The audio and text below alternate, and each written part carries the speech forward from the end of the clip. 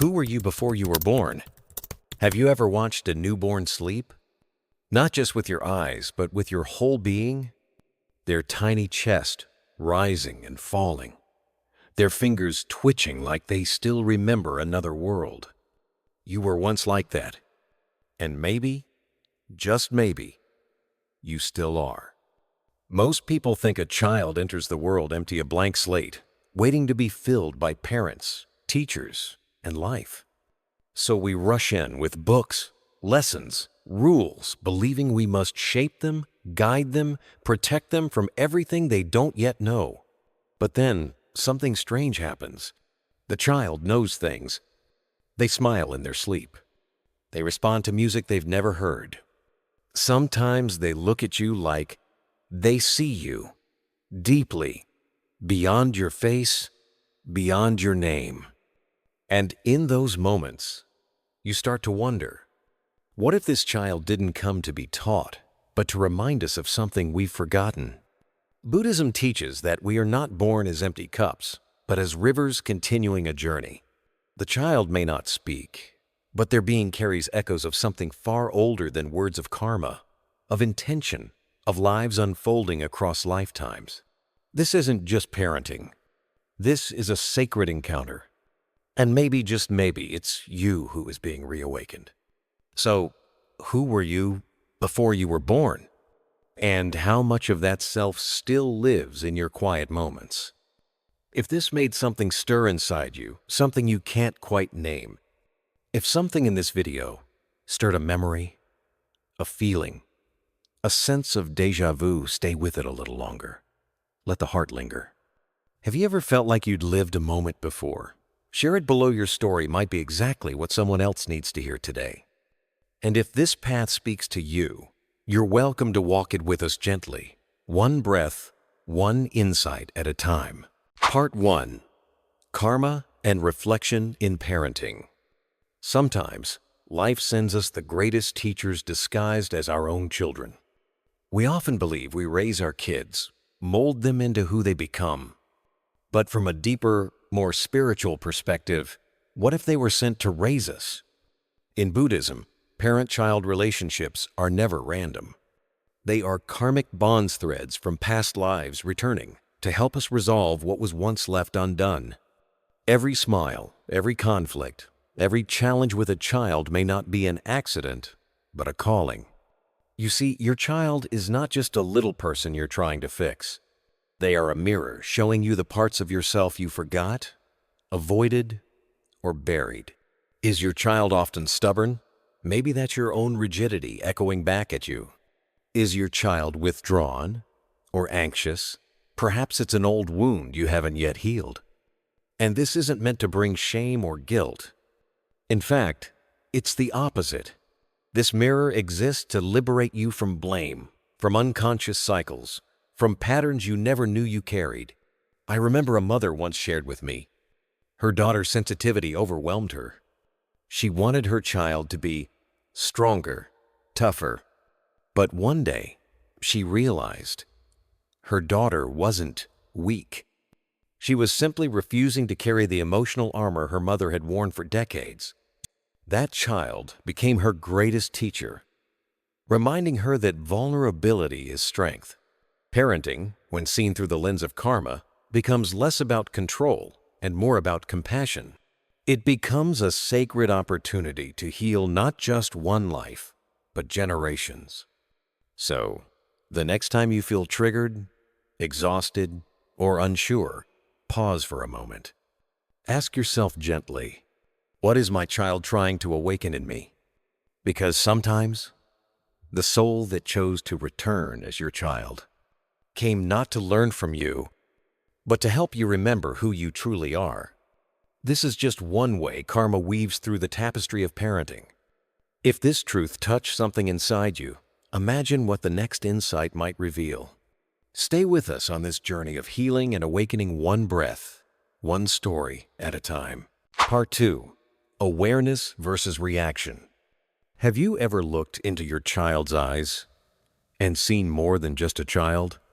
Not the tantrum, not the mess, not the stubborn refusal to listen, but something deeper, something sacred, a mirror, a message, a moment asking you not to react, but to remember. You see, in Zen teachings, there is a beautiful truth. Stillness reveals truth. Not noise, not control, not judgment. Only when the mind quiets does true vision arise. In the stillness, we stop trying to fix our children and we start to see them, really see them. Not just as kids we're raising, but as souls who came into our lives with a purpose, often one that humbly invites us to grow. And that changes everything. I remember a mother telling me, "My son always challenges me. Every morning is a battle getting dressed, eating breakfast, going to school. I used to explode. I thought he was stubborn. But one morning I just paused. And I asked myself, what is he reflecting back to me?" She sat in silence, and a wave of memories returned. Her own childhood. The feeling of being rushed, pushed, unseen. In that still moment, she didn't see rebellion, she saw a message. Slow down, Mama. Heal what's unfinished in you. Parenting is not just about teaching behavior. It's about meeting your own hidden wounds. That's the spiritual invitation inside every emotional trigger. When your child yells, resists, or shuts down, it's not just a behavior to correct. It's a chance to ask, why does this upset me so much? Not to judge yourself, but to understand, am I reacting from pain or responding with presence? This is the quiet battlefield every parent walks. The choice between reacting from old wounds or reflecting with loving awareness. But let's be honest, we're human. We get tired, we shout, we regret. And that's okay. Because parenting isn't about perfection. It never was. It's about presence. When we choose presence, even for a few seconds, we create sacred ground. In those tiny, mindful moments, something shifts. Not just in your child, but in you. Because your child doesn't need a perfect parent. They need you. Fully here, breathing, watching, loving. I want you to imagine this. A mother and child sitting in silence. No words, just presence. She's not solving. He's not performing. They're simply together. This is what communion looks like. Not in a temple, not with incense, but in a messy living room with Legos on the floor and laundry half folded. That quiet connection, that shared awareness, is holy. It's healing. You might think this path is about finding answers, but sometimes it's just about remembering what still aches inside you, remembering what your soul came here to complete, remembering that this child before you may be here not to learn from you, but to awaken you. And in that remembrance, everything softens. So, the next time your child triggers something deep, pause. Ask, what is life inviting me to see right now? Not to shame yourself, not to blame them, but to awaken. Because awareness is the medicine, and presence is the practice. And love is what carries us home. If these words touch something within you, take a breath right now. Not to fix anything, just to feel. And if this video spoke to your journey, you're not alone. There's more coming, more stories, more stillness, more wisdom from the path. So subscribe if you feel called, or simply sit with this in silence for a moment longer. Because sometimes the deepest healing comes not from doing more, but from being more present. Part 3. Healing through parenting. Sometimes the child we're raising is ourselves. Have you ever found yourself reacting to your child in a way that surprised you? Maybe it's a sudden burst of anger over spilled juice, or a wave of helplessness when your toddler cries inconsolably. You tell yourself, this shouldn't bother me so much, but it does, and you don't know why. The truth is, Our children don't just bring us joy. They also awaken the parts of us we thought we had buried long ago. The shadows, the wounds, the moments when we were scared, unseen, or misunderstood. The mirror we never expected. Every time your child throws a tantrum, refuses to listen, or simply needs too much from you, they unknowingly hold up a mirror to your own childhood. You're not just dealing with their emotions. You're standing face to face with your own. That sharp edge of frustration you feel when your child doesn't cooperate, that might be the voice of the little you who was never allowed to express anger. The sadness that floods your heart when your child pushes you away, that might echo a time when you reached out for love and no one came. And here's the paradox. Parenting is one of the most demanding journeys, not because of the child in front of us, but because of the inner child still living within us. Walking alongside your inner child. Imagine trying to comfort your crying toddler, while inside, your own inner child is also crying, unheard. It's no wonder we feel so tired, so overwhelmed. It's like carrying two lives at once, our child's and our own past. But here's where healing begins. Not by pushing the pain away, but by learning to pause, to breathe, to listen not just to your child, but to the little one inside you. The one who once said, "I'm scared. I need help. Why is no one listening?" The power of one mindful breath. Sometimes, healing doesn't come through grand acts. It doesn't need therapy rooms or 10-step plans. It can start with a single quiet choice. Your child screams. You feel the wave rising. But this time, instead of yelling, you breathe. Instead of storming out, you kneel down and meet them at eye level. In that simple act, something powerful happens. You're no longer reacting. You're choosing. You're not repeating the past, you're reshaping it. Breaking the cycle, gently. We often talk about breaking generational trauma like it's a dramatic event. But most of the time, it looks like this. Holding space for your child's tears without shutting them down. Saying, "I'm sorry," after you mess up. Asking, "What do you need right now?" And truly listening. Each moment of mindfulness becomes a thread of love, weaving a new story for both you and your child. And slowly, the cycle starts to shift. Becoming the parent you needed.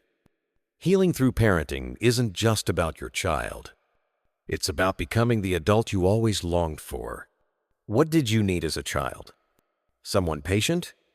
Someone safe to talk to? Someone who simply said, "It's okay to feel what you feel"? Now you get to offer that, not just to your child, but to the child you once were. That's where the transformation begins. You become both the guide and the guided, the nurturer and the nurtured, the parent and the healed. This is the gift. Parenting can be exhausting, yes, but it also holds sacred power. It's not just about raising a child. It's about raising yourself, too. Each time you pause before reacting, each time you breathe instead of break, you give your child a new story, and you give your past a new ending. If this message stirred something in you, if it reminded you that parenting is not just about the child, but also about the healing of generations, then hold this truth close. You are doing sacred work. The quiet, often unseen work of breaking chains, of turning pain into compassion, of becoming the love you never received. And you're not alone. If this resonated, consider sharing this video with someone who's walking a similar path. You never know who needs to hear. You're not broken. You're becoming whole. And if you'd like more healing messages rooted in Buddhist wisdom and everyday life, subscribe and stay with us on this journey inward. Let's heal one breath, one choice, one moment at a time. Part 4. Presence and Letting Go. There's a moment in every parent's life when they realize they can't protect their child from everything. Not the heartbreaks, not the failures, not even their own past wounds showing up in the way they love. And in that quiet, vulnerable moment, something shifts. The question is no longer, am I doing this perfectly? But rather, am I truly here? Because presence matters more than perfection. Let's take Sarah, a mother of 2, juggling work, school drop-offs, and endless laundry piles. She used to beat herself up for losing her patience, for not having enough time, for not being the ideal parent she imagined. But one evening, her youngest came to her, teary-eyed, after a hard day at school. Instead of trying to fix it or offer a shiny solution, Sarah did something radical. She just sat there, held his hand, and said, "That sounds really hard." That moment healed more than 100 rushed apologies or perfectly packed lunches ever could. Because children, like all of us, aren't craving perfect, they're craving presence. They don't need flawless parents. They need available ones. Parents who can sit in the discomfort, who can say, "I don't have all the answers, but I'm here," who can admit, "I was wrong," and model that real strength comes from honesty, not control. In Buddhist thought, this presence is an act of compassion, not just for the child, but for ourselves. To be emotionally honest with our own state, to say, "I'm feeling overwhelmed," or "I'm afraid I'm not enough," allows our nervous systems to meet, to co-regulate. It's like tuning 2 instruments to the same key. The child feels that safety not because we're calm, but because we're real, and real is safe. Over time, presence becomes a doorway from fear to connection, from reaction to understanding, from control to deep, sacred trust.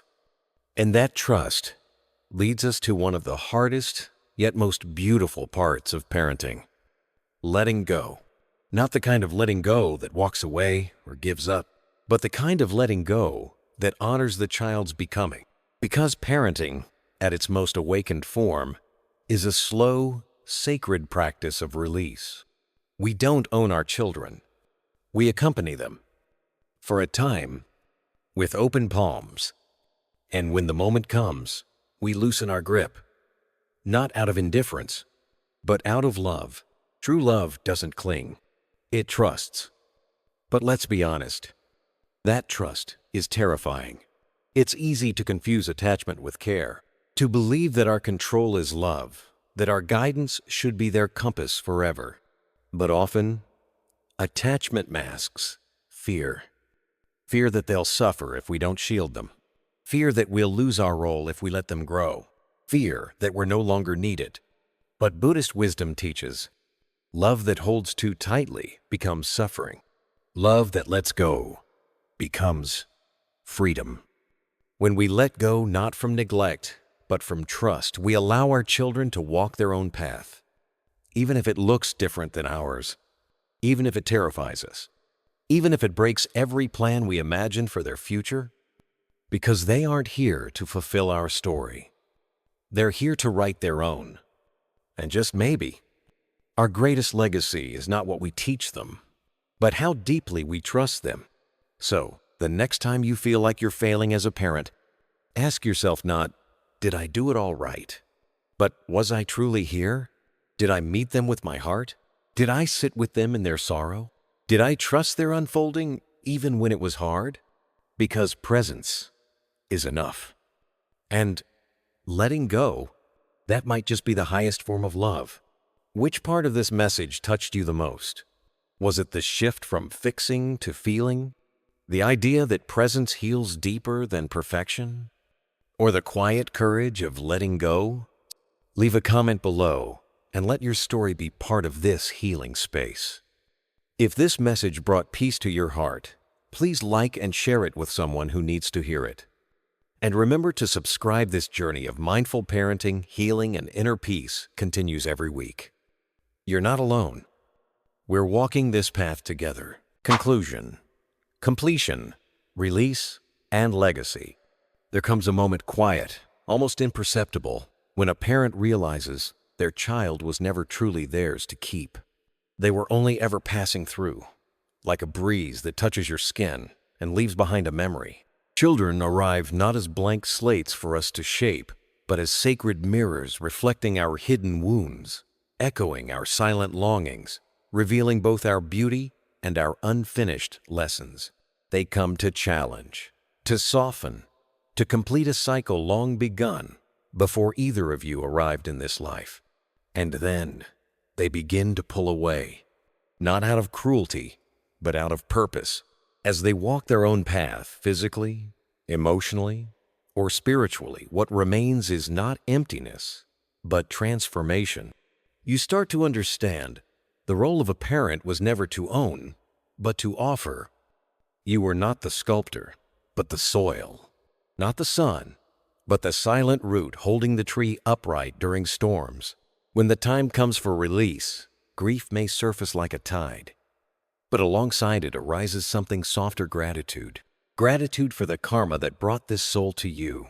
Gratitude for the grace that allowed you to love, to stumble, to grow.